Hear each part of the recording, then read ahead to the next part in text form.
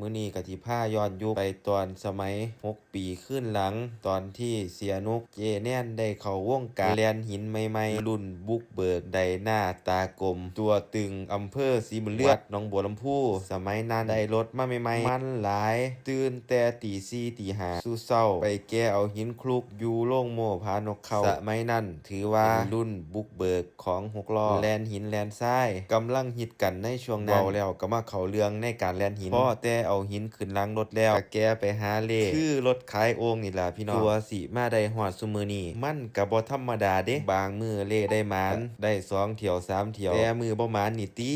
เลขฮอด3ทุ่มก็บ่ได้ลงได้แก่เมื่อบ้านว่าซั่นมื้ออื่นเช้าก็ไปหาเลขใหม่คุ้มเอาจนมันได้ลงพุ่นล่ะพี่น้องแล้วก็เฮ็ดจังซี่เป็นประจำวนไปวนมาสักพักก็มีโอกาสได้เก็บเงินเก็บทองตั้งหลักตั้งฐานตั้งโตประหยัดอดออมขายคันเก่ามาซื้อคันใหม่ต่อยอดเครื่องมือต่อยอดประสิทธิภาพในการทำงานได้มาฮอดมื้อนี้แต่ว่าก็บ่เคยลืมวัดเก่าๆเคยไปหากินทางนั้นขอบคุณประสบการณ์ดีๆเลยได้หยิบยกขึ้นมาเว้าคลิปมันสิยาวเกินไปอยากให้ผมเว้าเรื่องอิหยังเม้นมาได้ที่ด้านล่างเลยครับผมสวัสดีครับ